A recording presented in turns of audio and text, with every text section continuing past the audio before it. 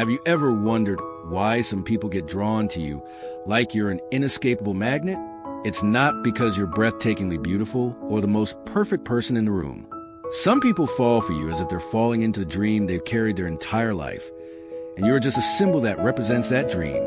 Machiavelli once said that every human connection, whether it's called love, loyalty, or admiration, is rooted in personal benefit and unmet desire. Love is not magic. It is psychological strategy, a silent exchange between what one person lacks inside and the signals the other sends out. When someone falls in love with you, they don't really love you. They love the meaning you represent within their inner world. They love the feeling they get when they're around you. And even deeper, they love the emotional power you unknowingly hold. No one falls in love purely by accident. Feelings always originate from a need, whether it's a need to be heard, to be healed, to escape, or to conquer. And you, knowingly or not, have stepped into the role they've been waiting for. You are the exit. You are the test. You are the sweet trap their mind willingly walks into, just to verify something unresolved within themselves. Machiavelli would never tell you that love is a sacred symphony. He would tell you it's a chessboard, and the one who sees the motives behind emotions is the one who cannot be controlled. From that vantage point, we begin our journey into the two real reasons someone falls obsessively in love with you. Neither has anything to do with who you are, but everything to do with what you awaken in their soul. Part 1. The first reason: you represent what they lack. Machiavelli never believed that people act without reason. We are always drawn to what we lack, and in love, this becomes even more obvious than on any battlefield. People are attracted to you not because of who you are, but because you radiate an energy they've never been able to generate within themselves. You might be self-reliant while they've lived their whole life in dependence. You might be cold and unreadable while they wear their emotions on their sleeve. You might live with clarity while they are trapped in inner chaos. That's why they seek you out, not to love you, but to possess you. Love, in this case, is no longer connection. It becomes a silent negotiation. One side holds a psychological asset.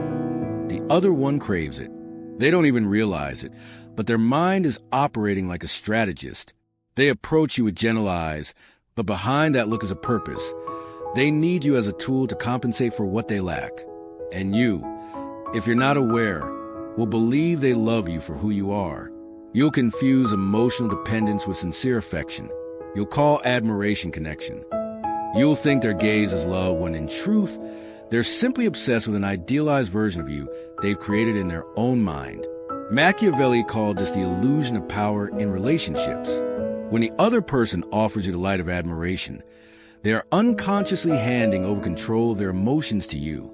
And once they depend on you to feel complete, they will do whatever it takes to keep you close, even if it means sacrificing their self-respect or inner freedom. But this is where everything starts to fall apart, because no one can play a role forever.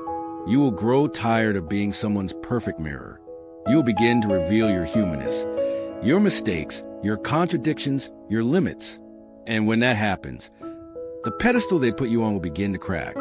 The very things they once adored in you, your independence, your mystery, your uniqueness, now become the things they criticize, resent, or grow bored of. Why? Because you no longer serve as an effective tool to cover up their own inner void. And as Machiavelli once said, when a form of power no longer serves its purpose, it gets replaced. Love, when born out of lack, will always end in disappointment. You are no longer the person they loved. You simply no longer help them forget what they've never dared to face within themselves. That's why you cannot afford to be blind. Because if you confuse being loved with being psychologically used, you'll become a slave wearing the mask of someone admired. And Machiavelli always warned, those who fail to see the motives of others will be controlled by their own naivety. So when someone falls for you, ask yourself, do they really see me? Or do they only see the shadow of themselves projected onto me? If you represent what they lack, you are holding an invisible kind of power. But remember, all power and love comes with responsibility. You could become the spark that inspires them to grow stronger, or you could become their addiction, one that keeps them from ever standing on their own 2 feet. And that is no longer love. It is an internal war dressed in romance. Part 2. The second reason: You trigger a deep archetype in their unconscious mind. Not everyone falls in love with you because of who you are now. Some people fall for you because you awaken in them something they once lost. A gaze that reminds them of a father who passed away. A voice that echoes a mother who left. A silence that recalls the first person who made them feel small. A mystery that stirs up an old wound that never had a name. You're not the one who created those memories, but you awaken them. You touch an archetype that has been sleeping deep inside their psyche for a very long time, and suddenly it comes alive. Fierce, overwhelming, unstoppable. Machiavelli would never call this fate or soulmates. He would say, this is the moment people stop distinguishing between reality and symbolism. They're not seeing you through a lens of clarity. They're seeing you as an unconscious symbol, an image that has existed in their mind since the past, a storyline they once left unfinished, now wanted to relive it with a different ending. That's why they love you so irrationally. Not because you're perfect, but because you fit into a missing space buried deep in their memory. That love doesn't come from the present. It comes from an unfinished obsession from the past. You are someone new, but you represent an old emotional ghost, a symbol they can't forget, a wound they've never healed, a power dynamic they've never won. And now, they see you as a chance to rewrite the ending to a chapter they never got to control. In psychology, this is called an unconscious archetype, but Machiavelli would call it a delayed power script, a psychological game that humans keep repeating, not to find happiness, but to reclaim control over something that once made them feel powerless. When they meet you, old fears come back, old hopes come back, but this time, they won't allow themselves to lose again. And that's why they love you as if you were the only one who can return to them what they once lost. That love is not built on your presence. It's built on a role you happen to play. Machiavelli once said, the most skilled ruler is the one who knows what the other is trying to hide. You must understand, someone who loves you because you remind them of a father, a mother, or a former lover does not truly see you. They see a symbol, a stand-in for their past. And that kind of love is always dangerous, because you will never be able to fulfill a role in a play that isn't yours. You can't be the solution for a wound you didn't cause. You can't carry the hopes of an abandoned child living inside their heart. And sooner or later, you will be punished for not being able to save them from their own past. In the beginning, you're idolized. You are the light, the salvation, the miracle. But when you fail to perform the role they've silently assigned to you, that worship turns into anger, disappointment, even resentment. Machiavelli would say, he who is crowned as king without real merit will be the first to be executed when the crowd awakens from illusion. You may fall into that position, a symbol once admired, now blamed. A dream once cherished, now torn apart, because you are not the person from their past they are trying to fix. You are yourself, and you do not need to become an emotional archetype, just so someone else can rescue themselves. Understanding this is a first step to not getting trapped inside someone else's inner theater. You cannot control who falls in love with you, but you can control whether or not you allow yourself to become a puppet for their past. Stay aware. If someone loves you too fast, too deeply, too irrationally, ask yourself, are they truly in love with me? Or are they just trying to love a lost part of themselves through me? Part 3, deconstructing the illusion of love, relationships as mirrors. Love begins with a look, but not a look toward the other person. It begins with the first gaze we cast upon ourselves, reflected through someone else. Machiavelli never wrote about love as a ballad. He wrote about it as a tool, a political mirror where people don't love with their hearts, but with their survival instincts. Anyone who enters a relationship carries a mask. One wears the mask of confidence, the other the mask of wounds. But behind both, there is simply a mind trying to rediscover itself through the eyes of another. You think you're falling in love with someone, but in truth, you're reliving a relationship with yourself, projected onto another human being. You don't truly see them. You only see fragments of yourself reflected back. The admiration you feel for them is a quality you long to see in yourself. Their tenderness is something you once craved from a mother who didn't hold you long enough. Their silence reminds you of the wound left by a father who never listened to your words. Their coldness is something you once hated, but also learned to use as armor. Machiavelli would say, "The human mind is a castle of warped mirrors, and in love, we believe we found a prince, but in reality, we're just seeing the crown we once dreamed of wearing." Love is not about recognizing someone else. It's about recognizing yourself in that person. That's why love is an intentional illusion. When you love someone, you give them power. The power to reflect back who you think you are. And if they reflect the image you want to see, you'll call it destiny. But if they reflect the fear you've tried to forget, you'll call it toxic. But neither is truly love. Both are just mirrors tilted at different angles. And when that mirror starts to crack, when they stop saying what you want to hear, when they reveal parts that no longer align with the fantasy you built, when they stop reflecting your most flattering self-image, you stop loving. You feel disappointed. Not because they changed, but because the image you once saw in them no longer helps you live out your inner dream of power. Machiavelli called this the loss of influence. The person you once granted the power to help you see yourself no longer serves that purpose. So you quietly begin to withdraw your admiration, your attention, your feelings. Sometimes, you even withdraw yourself. At this point, love breaks, not because of a lack of kindness, but because of an excess of unconscious expectations. You never really love that person. You only love the version of yourself that they reflected. And when that mirror breaks, you're forced to face a brutal truth. No one is obligated to maintain the illusion you created. Machiavelli understood this well. From the courts where loyalty was built on appearances, not the heart, he observed that when people say someone isn't the same anymore, they're not speaking about that person. They're mourning the collapse of the idealized image they once believed in. Relationships are battlefields of reflection. The wise are those who know when that reflection no longer serves their growth. If you love someone the way you love a mirror, you will live in fear. Fear that they will change. Fear that they will stop reflecting the version of you that you once see. Fear that they will disappear and take with them a part of you that you once believed was real. But if you are awake, you will understand. No one is meant to reflect you forever. You must learn to see yourself without needing someone else to do it for you. Because when you no longer need that mirror to confirm your worth, that's when love truly begins. No longer a game of idealization. No longer an illusion of power. But a relationship between two people who truly see each other and take full responsibility for their own reflections. Part 4. Love is a journey back to yourself. Every person you've ever loved was a lesson, a chance to see yourself from a perspective you had never fully explored. A different shard of glass, reflecting a part of your soul you hadn't yet mastered. And whether you call them destiny, soulmate, or betrayer, the truth remains the same. They came to lead you back to yourself. Machiavelli wouldn't use poetic language to describe this return. He would call it the reestablishment of inner power.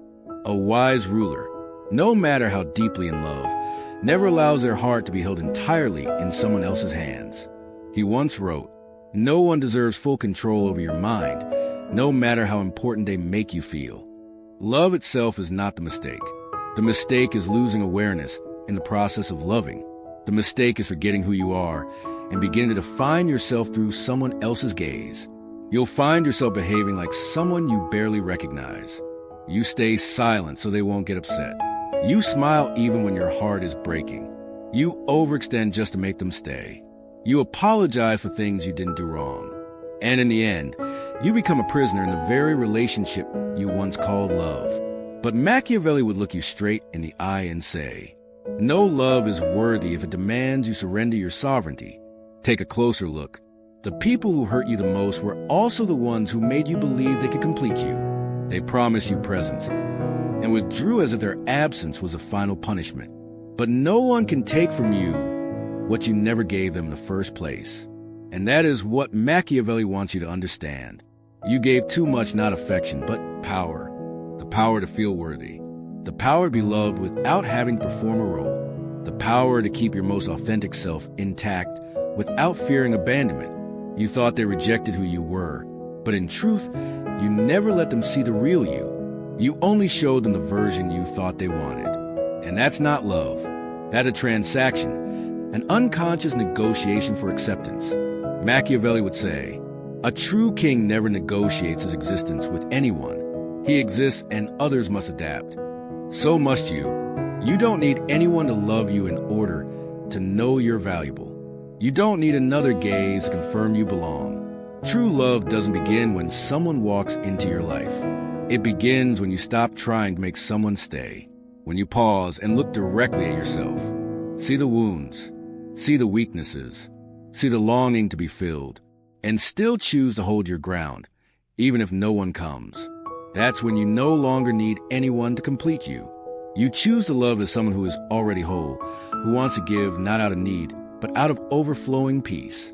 Machiavelli called it the love of someone who has built themselves, not a falling into each other driven by emotion, but a conscious decision to walk together without losing personal sovereignty. You no longer need anyone to reflect you because you've already seen yourself clearly. You no longer need anyone to revive old memories because you've closed that chapter. You no longer love to compensate, you love to expand. And the one across from you will feel that. They won't love you like a savior. They'll love you like an ally, strong, independent, awake. Conclusion: love isn't something to seek, but something that awakens you.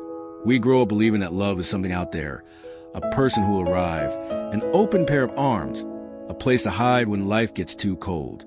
But then we love and we break. We love again and we fall once more. Until one day we realize no one is coming to save us. They only come to awaken a part of us that has been asleep for too long. Machiavelli once said, "The strong never seek rescue. They build their own launch pads, even while standing in ruins." Real love doesn't begin when you find someone. It begins when you dare to face yourself, raw, unarmed, without decoration. When you stop loving in order to be filled, and start loving because you're already whole enough to choose someone to walk with. Every encounter has a purpose. Some come to bring clarity.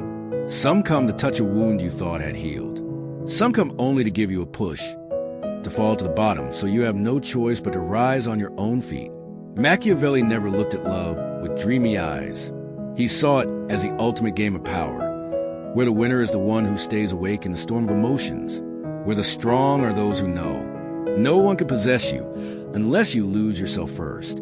So don't fear broken relationships. Don't regret those who hurt you. They were only the ones holding the key you needed to open a door in your inner world you never dared to enter. Love is not salvation. Love is the shedding of ego. It's the process of no longer living as a beggar and beginning to live as someone who has the right to choose. When you understand this, you'll stop being attractive to those who want to manipulate. You'll stop melting at compliments laced with intention. You'll stop falling into the old patterns you've repeated all your life. You'll watch someone love you and quietly ask, do they truly see me? Or do they see a part of themselves that never felt accepted? And if you love them, you won't love to possess. You'll love as Machiavelli respected power, not to control, but to elevate. Someone who truly loves you will never shrink you to fit the frame they imagined. They'll help you grow, not with promises, but with clear and unwavering presence. And you'll love them the same way, consciously, freely, without bargaining through emotions. If you're in a relationship right now, look closely. Are you being illuminated, or are you being hidden? If you've just walked away from a relationship, ask yourself, what did you learn about yourself that you were once too afraid to see? And if you're alone, don't be afraid. Solitude is not your enemy. It is the time to reclaim the sovereignty you once gave away too easily. True love begins when you stop looking for someone else and start becoming the person you yourself must learn to respect. If this message awakens something in you, share it with someone who needs to hear it. Because the journey of reclaiming your power in love starts with a single realization. You were never meant to be a mirror for someone else's dreams. You were meant to be the architect of your own.